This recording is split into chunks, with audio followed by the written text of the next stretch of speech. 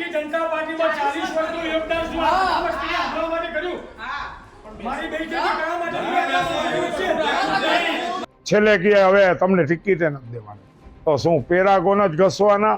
એના કરતાં આપણે અહીંયા હાથી ગાંડો કરી અને હાથી ધૂણાવો છે અને એક પેરે ભાજપને ખબર પડે કે મત લેવા કેવા અઘરા છે। 15 વર્ષ મેં મારા પાણીમાં કાઢી લીધા, કોઈ અર્થ છે કોઈને? તો તમે મારું શું જોયું ભાઈ? કશું જોયું નહીં તમે? મારી મહેનત કોઈ જોઈ નહીં તમને? મારી મહેનત કોઈ દેખાય નહીં તમને? 15 વર્ષ ચપ્પલ ઘસાયા અને ટિકિટ કાલે આવેલાને? આ ગુસ્સો છે ભાજપના જ એ પીઢ અને જૂના કાર્યકર્તાઓનો જે વર્ષોથી ભારતીય જનતા પાર્ટીમાં જોડાયેલા હતા અને જ્યારે ટિકિટ આપવાની વાત આવી ત્યારે એમના હાથે કશું જ ન આવ્યું। જેમ જેમ એક પછી એક લિસ્ટ જાહેર થયું એના પછી વિરોધ વધતો ગયો, ભાજપમાં ભડકો વધતો ગયો। 10 એપ્રિલ ગઈકાલે ભાજપે દિવસભર જિલ્લા પંચાયત, તાલુકા પંચાયત, મનપા અને નગરપાલિકાના ઉમેદવારોની યાદી ટુકડે ટુકડે જાહેર કરી, પરંતુ જ્યારે વારો આવ્યો અમદાવાદ અને સુરતનો એટલે આ બે મહાનગરોની યાદી માટે રાત સુધી રાહ જોવું પડ્યું અને રાત્રે જ્યારે મોડે સુધી સુરતની યાદી જાહેર ન થઈ ત્યારે ઘણા બધા પ્રશ્ન થયા। અમદાવાદના કાર્યાલયની બહાર પોલીસનો ખડકલો રાખવામાં આવ્યો કારણ કે ખબર હતી કે આવો કંઈક વિરોધ તો થવાનો છે। આ પહેલા પ્રદેશ પાર્લામેન્ટરી બોર્ડ દ્વારા ઉમેદવારોના નામ ફાઇનલ કરી અને લગભગ 42 લોકોને ફોન કરવામાં આવ્યા હતા, પરંતુ આશ્ચર્યની વાત એ છે કે જ્યાં જ્યાં ફોન ગયા ત્યાંથી જ રાજીનામા પડવાની શરૂઆત થઈ ગઈ। ચાંદખેડાથી એ વિડીયો સામે આવે, શરૂઆતમાં તમે જે જોયા એ પ્રમાણે ધારાસભ્યની ઓફિસે પહોંચી અને કાર્યકર્તાઓએ ઉગ્ર વિરોધ કર્યો અને કહ્યું કે કોંગ્રેસમાંથી આવેલા પૂર્વ કોર્પોરેટરના દીકરાને તમે ટિકિટ આપી દીધી અને અહીંયા વર્ષોથી અમે પાર્ટી માટે ઘસાયા છીએ, અમારા ચપ્પલ ઘસાઈ ગયા છે, અમે અહીંયા પાથરના પાથર્યા છે, નાનામાં નાના કાર્યક્રમથી લઈને મોટામાં મોટા કાર્યક્રમ સુધી અમે જ હતા અને ટિકિટ આપવાનો વારો આવ્યો ત્યારે બીજા પક્ષમાંથી આવેલા લોકોને ટિકિટ આપી। ભાજપના ધારાસભ્ય અલ્પેશ ઠાકોરની ઓફિસે પણ વિરોધ નોંધાયો। સ્થિતિ એટલી તંગ બની કે ગઈકાલે અમદાવાદના ગ્રુપમાં સામૂહિક રાજીનામા પડવાની શરૂઆત થઈ ગઈ। ભારતીય જનતા પાર્ટીના ગ્રુપમાં એક પછી એક રાજીનામા પડ્યા। રાજકોટમાં પણ એ સ્થિતિ રહી। રાજકોટમાં પણ 200થી વધુ કાર્યકર્તાઓએ ભાજપની ઓફિસે પહોંચી અને રાજીનામું ધરી દીધું અને કહ્યું કે હવે અમારે અહીંયા નથી રહેવું કારણ કે અહીંયા અમારા કામની કોઈ કદર જ નથી। ધારાસભ્યની ટિકિટ આપવાની હોય ત્યારે એવું માનીએ પણ ખરી કે બીજા પક્ષમાંથી આવેલા એક બે લોકોને ટિકિટ મળે, પણ એક કોર્પોરેશનની ટિકિટ પણ કોંગ્રેસ અને આમ આદમી પાર્ટીના નેતા લઈ જાય અને ભાજપના જૂના કાર્યકર્તાઓ જોતા રહે એ ખૂબ ચિંતાનો વિષય છે। 15-20 વર્ષથી પાર્ટી માટે મહેનત કરનારા જૂના કાર્યકર્તાઓ સાઇડલાઇન થઈ ગયા અને અન્ય પાર્ટીમાંથી આવેલા નવા ચહેરાઓને પ્રાથમિકતા આપી અને જેના કારણે આ ભડકો થયો છે અને અસંતોષની આગ ભભૂકી છે। એક સમયે જે ગુજરાત ભારતીય જનતા પાર્ટી એવું કહેવાય કે લેબોરેટરી હતી અને એમાં નવા પ્રયોગો ચાલતા હતા, પણ તમે દર વખતે પ્રયોગના નામે જ્યારે પોતાના કાર્યકર્તાઓને વિસરતા જાઓ ત્યારે સ્થિતિ આ થાય છે। ભારતીય જનતા પાર્ટીને એવું લાગે કે બધા નેતાઓને કદ પ્રમાણે વેતરી નાખે છે, પણ અત્યારે ભારતીય જનતા પાર્ટીની સ્થિતિ જોતા એવું લાગે છે કે ભારતીય જનતા પાર્ટી વેતરાઈ રહી છે। રાજુ કરપડાને ટિકિટ આપવાની હોય કે પછી સુરતમાં ઘણા બધા લોકોને ટિકિટ નથી આપી એટલે અમુક જગ્યાએ જેને લોટરી લાગી છે અને ખૂબ મોટી લોટરીઓ લાગી છે, અમુક જગ્યાએ જે નથી અપાઈ ટિકિટ તે નથી અપાઈ। સ્થિતિ એ છે કે ગુજરાતભરમાં ભારતીય જનતા પાર્ટીના કાર્યકર્તાઓ રાજીનામા આપે છે અને એવું કહે છે કે અમારા પેરેગોનના ચપ્પલ ઘસાઈ ગયા પણ ભારતીય જનતા પાર્ટી અમને કોર્પોરેશન લડવા માટે પણ ટિકિટ ન આપી શક્યા। જેટલા પણ વિરોધના દ્રશ્ય સામે આવ્યા છે એ જુઓ અને તમારું આ વિષય પર શું માનવું છે અમને કમેન્ટ્સમાં જણાવજો। ભારતીય જનતા પાર્ટીમાં 40 વર્ષનું યોગદાન શું આ વસ્તુને આપવા માટે કર્યું? મારી બેટી કયા માટે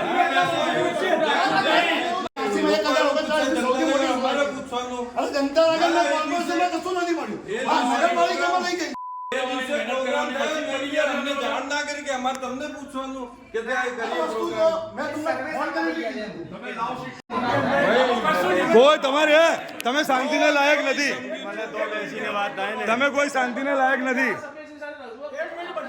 નહીં થાય।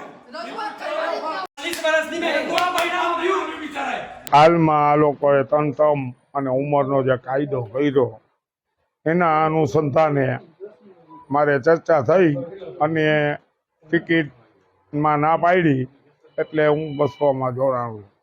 મારું કામ ભાજપ કાયમી કરતા એમાં કોઈ ઇનકાર નથી, પણ તમને કહી દો હોદ્દો કોઈ દીધો નહીં અને સીધા હવે તો છેલ્લે હોદ્દો ન દીધો અને છેલ્લે કે હવે તમને ટિકિટે નથી દેવાની તો શું પેરાગોન જ ઘસવાના? એના કરતાં આપણે અહીંયા હાથી ગાંડો કરી અને હાથી ધૂણાવો છે અને એક પેરે ભાજપને ખબર પડે કે મત લેવા કેવા અઘરા છે, કાયમી માટે ધારાસભા હોય, સંસદ હોય, અમે મહેનત કરી અને મત દેવડાવી અને હોદ્દા ન દઈએ, કાયદા કાઢ્યા, આયર દરબાર પટેલને કાંઈ નથી દેવું. એટલે શું અમે પેરાગોન ઘસવા માટે જ છીએ? એટલે આજુ ઘરે અમે નક્કી કર્યું કે અમારા આખો ગ્રુપમાં નક્કી કર્યું કે પેનલ ઉતારી અને અહીંયા ભાજપ જે પેલે 1% હતું નહીં, કોઈ પાણી નહોતું પાતું, એમાંથી અમે મહેનત કરી અને ભાજપ ઊભું કર્યું. એ છતાં અમારી આવી હાલત કરતા હોય તો એને પણ હવે અમે દેખાડી દેશી કે પાછા એ સંજોગ લાવશી કે એક ફેરે પાણી કોઈ તમને નહીં પાય આ વોર્ડમાં.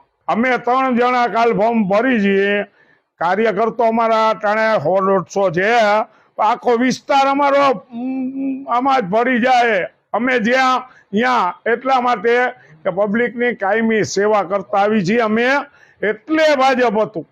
પણ હવે એ લોકોને એમ થઈ ગયું કે હવે આની જરૂર નથી, એટલે કોઈ હોદ્દા ન દેવા. કામ તો આપણું કાયમી કર્યું છે, તમે એને કોર્પોરેશનમાં કામમાં કોઈ ધારાસભ્ય, સંસદ સભ્ય કામમાં કોઈને આપણે ફરિયાદ ન કરી શકીએ, પણ પક્ષ ગમે એ નિયમો કરે, ગમે એ સારા માણસોને વર્ષોથી મહેનત કરતા એને ટિકિટ ન દે, એની મરજી પડે એમ કરે, એ આપણે હલાવી લેવાના નથી. અને એને ખબર પડવી જોઈએ કે ભાઈ આમ કરશી તો આજે આ વિસ્તારમાં થયું છે, કાલ બીજા વિસ્તારમાં થશે. સારા કાર્યકરોને ભાજપને તો મારી એવી સલાહ છે કે કાર્યકર સારો અને જે મહેનત કરે છે એ કોઈ પણ સમાજનો હોય, કોઈ પણ હોય, એને ટિકિટ દો, જેથી પબ્લિકના પ્રશ્નો હલ કરી શકે. તમારે હવે ભાજપમાં મારે કામ કરવું નથી, બસ મારે બીજું વધારે નહીં કહેવું. મારી મહેનત કોઈ દેખાય નહીં તમને.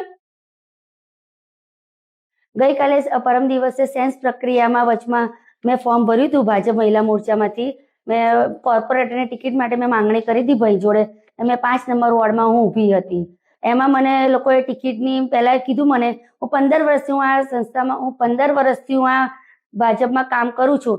કાલે મેં જ્યારે પેલું જાહેરાત થઈ ત્યારે મેં ભાઈને ફોન કર્યો કે ભાઈ મારી ટિકિટ, તો કે બેન તમારી ટિકિટનું તો હવે શું કરવાનું એમ એવું કહી દીધું મને લોકો બધાએ. એટલે મેં કાલે રચિતભાઈને મેં મારું મહામંત્રીનું રાજીનામું, જે મહિલા મોરચામાં મહામંત્રી હતી એને મેં મારું રાજીનામું આપી દીધું છે.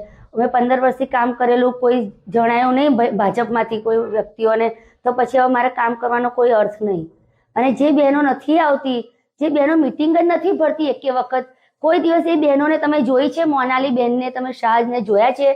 કે કોઈ બી વ્યક્તિ હોય, કોઈ બી વોર્ડમાં તમે એમ તો સેન્સ પ્રક્રિયામાં એવું કહો છો તમે લોકો કે તમારા જે વોર્ડમાં હોય એમાં જ તમે ચૂંટણી લડો, તો પછી અલગ અલગ ચૂંટણી 5 નંબર વાળા 6માં જતા રહ્યા, 6 વાળા 5માં આવી ગયા. અને બીજું કે કઈ બહેનો તમારી અત્યાર સુધી 5 નંબર વાળી નગરપાલિકાની બહેનો, કેટલી બહેનો તમારા ભાજપમાં આવે છે, મિટિંગો ભરે છે, કે પછી બહેનોને પછી શું કરવા ઉમેદવારી આપો છો? ભાઈઓ જ પછી લડે છે, એમની જગ્યાએ એમના હસબન્ડો લડે છે, તો પછી ભાઈઓને શું કરવા, બહેનોને શું કરવા ટિકિટ આપો છો? જે અમારા જેવાને જેને અન્યાય થયો છે એનો કોઈ અર્થ નહીં. 15 વર્ષ મેં મારા પાણીમાં કાઢી લીધા, કોઈ અર્થ છે ભાઈને? બીજું તો હું શું કહી, મેં મારા મહામંત્રીમાંથી રાજીનામું આપી દીધું છે મેં, બસ મારે બીજું વધારે નહીં કહેવું. હવે ભાઈને બી કહું કે હું બસ તમારે બી રામ રામ છે તમને બી. હવે તમારે હવે ભાજપમાં મારે કામ કરવું નથી, બસ મારું ઘર સંસાર જોઈ. મારા હસબન્ડ બી બોલતા હતા મને, કહેતા 15 વર્ષ સુધી તું દોડતી હતી, પ્રમુખ કહેતા હતા કે આવી જાઓ વૈશાલીબેન મિટિંગ ભરવા, તો તું રાત દાડો ખાધા પીધા વગર ત્યાં દોડીશું આટલું, તો તમે મારું શું જોયું ભાઈ? કશું જોયું નહીં તમે? મારી મહેનત કોઈ જોઈ નહીં તમને?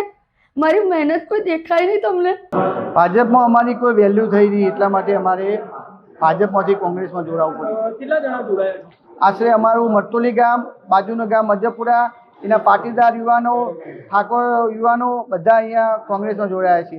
અમારી સાહેબ તે વેલ્યુ ના થઈ, અમારી મેજોરિટી હોવા છતાં સામાન્ય સીટ છે છતાં પણ પટેલને આપવાની નથી.